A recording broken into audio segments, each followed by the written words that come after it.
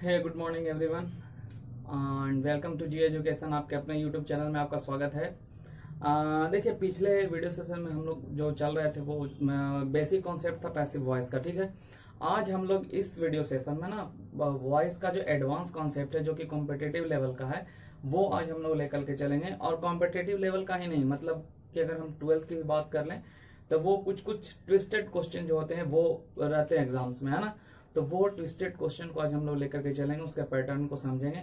और पिछले video session में मैंने आपको बताया भी था कि मैं सेंटेंसेस बेस्ड लेकर के आने वाला हूँ। ठीक है, तो हम लोग अफर्मेटिव सेंटेंस का या बेस्ड ऑन टेंस हम लोग देख चुके थे। ठीक है, आज हम लोग नेगेटिव सेंटेंस का देखेंगे, इंटेरोगेटिव सेंटेंस का देखेंगे, है ना। उसके बाद इंपरेटिव सेंटेंस का देखेंगे। ठीक है, तो स्टार्ट करते हैं इस वीडियो को कि नेगेटिव सेंटेंसेस का हम लोग कैसे बनाते हैं। अगर देखिए, आपको अगर अफर्मेटिव अच्छे से समझ में आए तो नेगेटिव समझने में आपको कोई दिक्कत बिल्कुल भी नहीं होगा। जैसे कि सेंटेंस का हम लोग नेगेटिव बनाते हैं उसी तरह से पैसिव वॉइस भी हम लोग आसानी से नेगेटिव बना सकते हैं। ठीक है ना।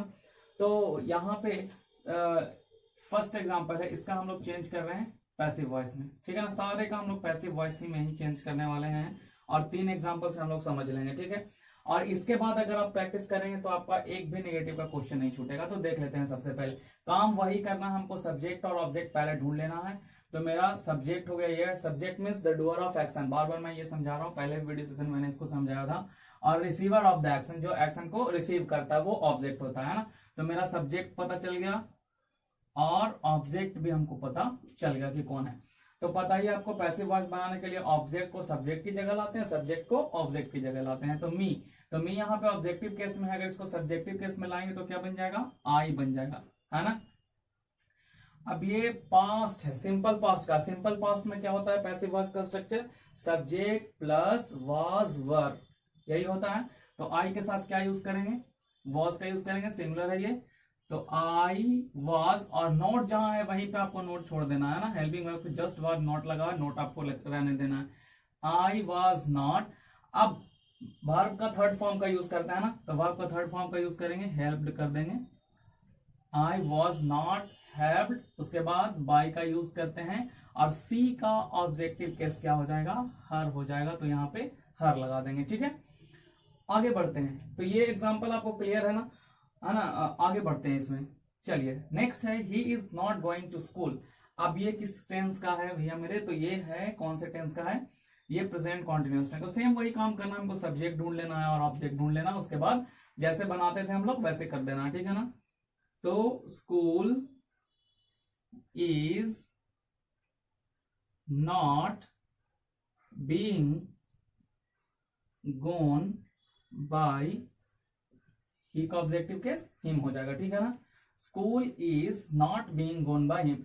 देखिए, बीइंग लगाने के लिए ना हमको सबसे पहले ये चीज ध्यान में रखना है कि जब भी हम नोट लगाएंगे ना, बिल्कुल हेल्पिंग वर्ब के जस्ट बगल में इसको लगाना है। ठीक है ना, हेल्पिंग वर्ब के जस्ट पास में कौन सा रहेगा, नॉट का यूज हम लोग करेंगे। ठीक है, और बी प्लस वर्ब 3 तो बाद में आना है। ठीक है ना। नेक्स्ट एग्जाम्पल की ओर चलते हैं।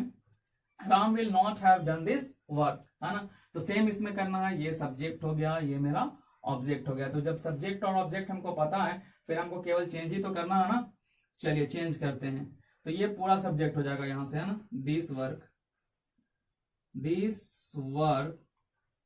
Will not have been done by Ram, हो गया। तो ये नेगेटिव सेंटेंसेस का हम लोगों ने देखा है ना कि नेगेटिव सेंटेंसेस का कैसे बनाएंगे। अब हम लोग इंटेरोगेटिव सेंटेंसेस की ओर बढ़ जाते हैं ना कि इंटेरोगेटिव सेंटेंसेस का। देखो, मैं बिल्कुल एडवांस की तरफ बढ़ रहा हूँ, है ना, धीरे धीरे। बेसिक तो मैंने पूरा क्लियर किया आपको, अब बेसिक के बाद हम लोग धीरे धीरे एडवांस की ओर चल रहे हैं। ठीक है ना। तो 2 तरह के होते हैं इंटेरोगेटिव सेंटेंस। कितने तरह के होते हैं, 2 तरह के। एक ऐसे इंटेरोगेटिव सेंटेंस होते हैं जो हेल्पिंग वर्ब से शुरू होते हैं। Helping verb means is, are, am, was, were, have, has, had, है ना, do, did, does, ये shall, will, इस तरह से शुरू होने वाले जो होते हैं। ठीक है ना। तो हेल्पिंग वर्ब से शुरू होने वाले सेंटेंसेस का पैसिव वॉइस कैसे बनाएंगे ये हम लोग सीखने वाले हैं। और दूसरा जो इंटेरोगेटिव सेंटेंस होता है वो स्टार्ट होता है WH वर्ड्स या क्वेश्चन वर्ड्स भी हम लोग इसको कह सकते हैं। WH means who, which, why, how, है ना। इस तरह के जो वर्ड से स्टार्ट होने वाले हैं ना, तो दोनों को अलग सेपरेट सेपरेट हम लोग समझने वाले हैं और बहुत इजी वे में हम लोग समझ लेंगे, है ना। वीडियो को अंत तक आप लोग देखते रहिए और इसको अच्छे से समझते रहिए। तो आइए यहाँ पे सबसे पहले हम लोग देख लेते हैं कि जो हेल्पिंग वर्ब से शुरू होने वाला होता है ना, उसका हम लोग कैसे करते हैं। बिल्कुल स्टेप वाइज समझेंगे, एक एक करके समझेंगे, किसी को कोई भी परेशानी नहीं होगा, एक एक स्टेप के साथ हम लोग इसको समझ लेंगे, ठीक है। तो आइए इसको समझ लेते हैं। देखिए एक्टिव वॉइस का इसका स्ट्रक्चर है, कोई भी सेंटेंसेस होता है पहले उसके हेल्पिंग वर्ब आता है, जो इंटेरोगेटिव सेंटेंस होता है ना। हेल्पिंग वर्ब के बाद कोई सब्जेक्ट आता है, उसके बाद कोई वर्ब आता है, वर्ब के बाद फिर ऑब्जेक्ट आता है, ठीक है।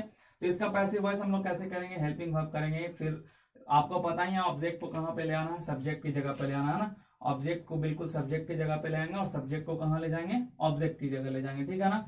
और उसके बाद जो प्रोसेस होता है बिल्कुल वही करना, ठीक है। इस स्ट्रक्चर को आपको याद रखना है क्योंकि बाद में आपको कम आएगा। अभी तो मैं बिल्कुल स्टेप वाइज तोड़ के आपको बताने वाला हूं, है ना, एक एक स्टेप में। तो फर्स्ट स्टेप में हमको करना क्या है ना, स्टेप फर्स्ट, इसमें यार भूल जाना है do, does, did, is, am, are, was, were, कुछ भी लगा है उसको भूल जाना है, बिल्कुल भी इसको याद नहीं रखना है, ठीक है ना। हमको सबसे पहले चलना है कि इसका अफर्मेटिव सेंटेंस क्या होता है उसको लेके आ जाना है, ठीक है। तो ये सबसे पहले डू डज अगर लगा हुआ है तो कौन सा टेंस का है, तो ये सिंपल प्रेजेंट टेंस का है ना। तो इसका सिंपल प्रेजेंट टेंस में क्या होता है, ही गोज टू मार्केट, यही होता है ना, ही गोज टू मार्केट, ठीक है। अब देख लो इसका पैसिव वॉइस बनाना तो आपके लिए आसान हो जाएगा, है ना, क्योंकि ये सीधा सीधा टेंस पे बेस्ड है, बिल्कुल भी इसमें कोई लफड़ा नहीं है, ठीक है ना। स्टेप 2 में देखेंगे, इसका पैसिव वॉइस चेंज कर लो।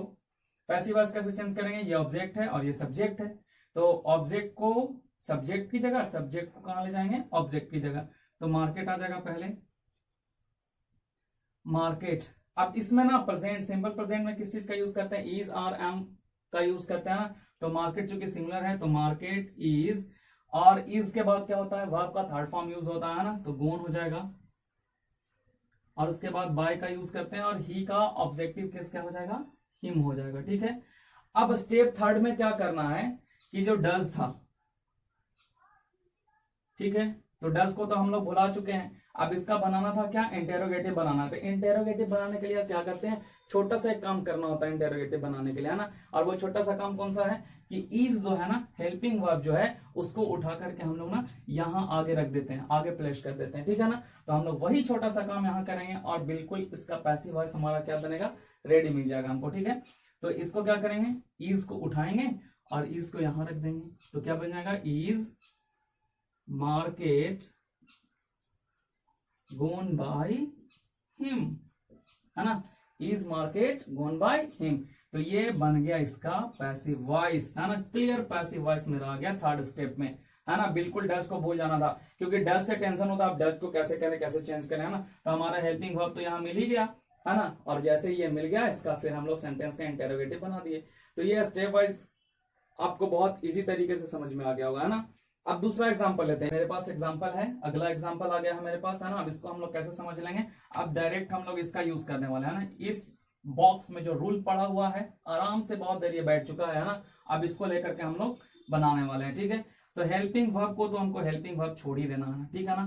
तो हैड को तो हैड छोड़ ही देंगे, कोई दिक्कत नहीं है। अब ढूंढ लेना हमको, क्या ढूंढना है भैया, मेरे ऑब्जेक्ट ढूंढ लेना, ठीक है ना। ऑब्जेक्ट क्या है, तो had he taught you English, है ना। अब मेरे पास यहाँ पे दो ऑब्जेक्ट आ रहे हैं, कितने ऑब्जेक्ट आ रहे हैं, दो ऑब्जेक्ट, है ना। एक तो हो गया डायरेक्ट ऑब्जेक्ट और दूसरा हो गया इनडायरेक्ट ऑब्जेक्ट, ठीक है। तो आप देखो इसको दो तरीके से, या तो पहले डायरेक्ट ऑब्जेक्ट ले आओ या फिर इनडायरेक्ट ऑब्जेक्ट ले आओ, ठीक है ना। तो चलिए हम पहले इनडायरेक्ट ऑब्जेक्ट से शुरुआत कर लेते हैं इसका। तो हैड, तो यहाँ पे ये मेरा इनडायरेक्ट ऑब्जेक्ट है, इसको ले आएंगे पहले, तो इसका सब्जेक्टिव केस क्या बनेगा, यू ही रह जाएगा, हैड यू, है ना। अब क्या लगाना है, बी लगाना है, तो पहले ही वर्ब का यूज हो चुका है। अगर जैसे बी इसलिए मैंने लिखा कि कहीं यूज हो भी सकता है बी का और कहीं यूज नहीं भी हो सकता। अगर ये कॉन्टिन्यूअस रहता तो हमको यहाँ पे बीइंग लाना पड़ता है ना, अगर ये परफेक्ट रहता तो हमको यहाँ पे बीन लाना है, ठीक है। तो यहाँ पे क्या है, ये परफेक्ट है तो हमको क्या लाना पड़ेगा, बीन लाना पड़ेगा, है ना। तो had you been taught English, है ना, क्या पढ़ाया जा रहा है, इंग्लिश, बाय ही का ऑब्जेक्टिव केस क्या बन जाएगा, हिम बन जाएगा, ठीक है ना। एक तो ये बन गया इसका डायरेक्टली, ठीक है। इसमें हम लोग क्या कुछ किए हैं, इनडायरेक्ट ऑब्जेक्ट को उठाए हैं और यहाँ पे लाए हैं। अब हम डायरेक्ट ऑब्जेक्ट को उठा के कैसे लाएंगे, तो इसका सेकंड क्या बना लेंगे, हैड, तो हैड ही रहने देंगे। ऑब्जेक्ट अब हम इंग्लिश को ले रहे हैं अगर, तो इंग्लिश को ऑब्जेक्ट ले लेंगे, है ना। तो हैड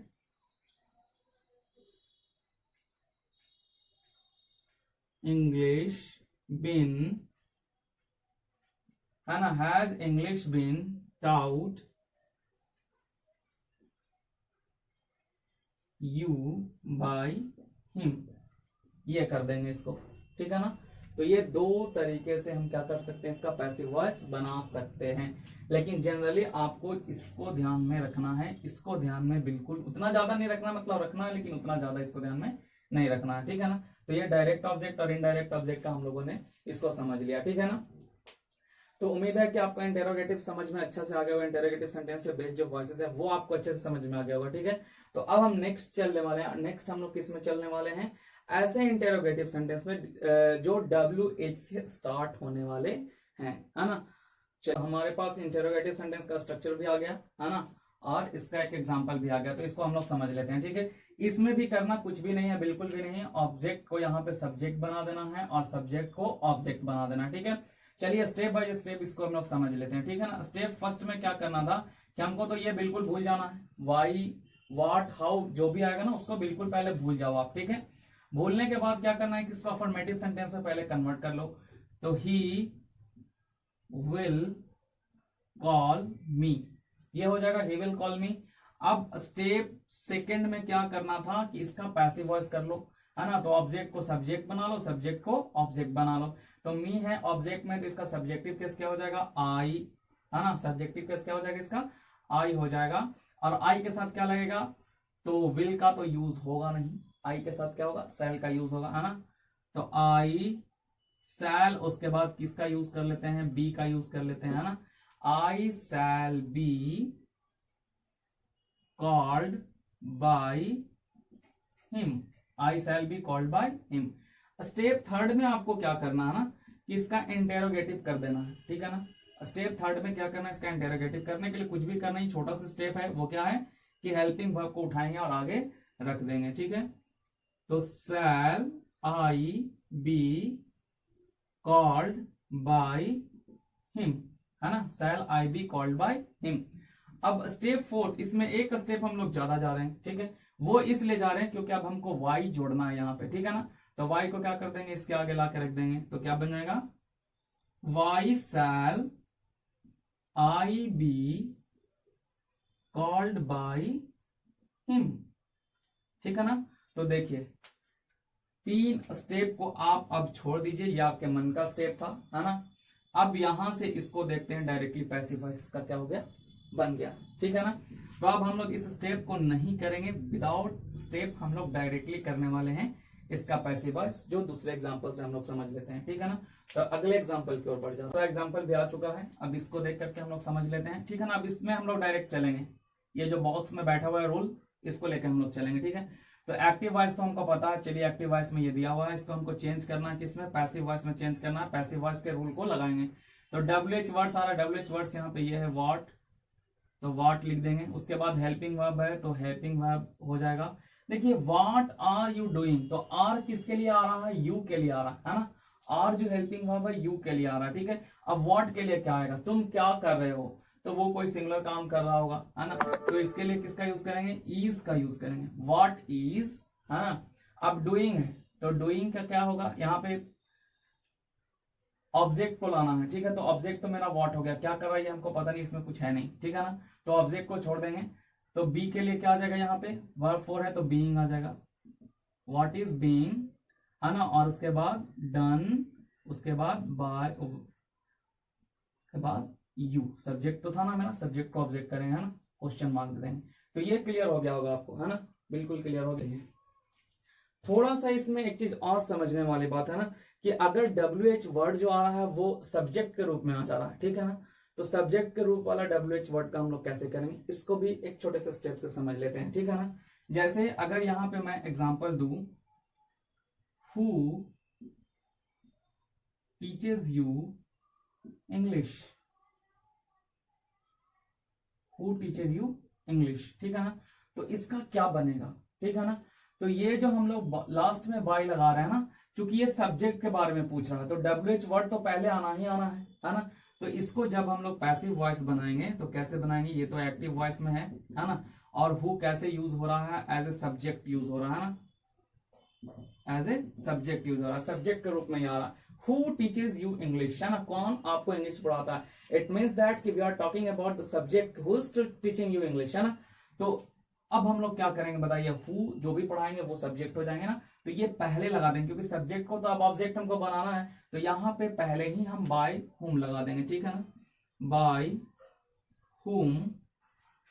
और ऑब्जेक्ट क्या था, या तो यू ला दो या तो इंग्लिश ला दो। यू ला दे रहे हैं क्योंकि ये डायरेक्ट सॉरी इनडायरेक्ट ऑब्जेक्ट है और ये direct object. By whom you teacher था ना, प्रेजेंट में सिंपल प्रेजेंट का, by whom sorry by whom, इसके बाद ये प्रेजेंट का है तो आर आ जाएगा, by whom are you taut English, ठीक है ना, by whom are you taut English. तो इसको पहले लगा देंगे, ठीक है ना। एक और एग्जांपल से समझ लेते हैं, है ना। जैसे है example, who did this, who did this. तो ये सिंपल पास्ट में है ना, एक्टिव वॉइस का है और सिंपल पास्ट में। Who did this means again we are talking about the subject, कि किसने किया, सब्जेक्ट को ढूंढ रहा है ना। तो जैसे ही सब्जेक्ट को ढूंढने वाला WH वर्ड का आएगा, क्या कर देना, इसका पैसिव वॉइस बनाने के लिए बाय लगा देना है पहले, बाय हुम, है ना, बाय हुम वाज आ जाएगा, पास्ट में है तो वाज दिस, डिड का क्या होगा, डन, ठीक है ना, डू डिड डन। तो ये क्लियर हो गया होगा आपको अब WH।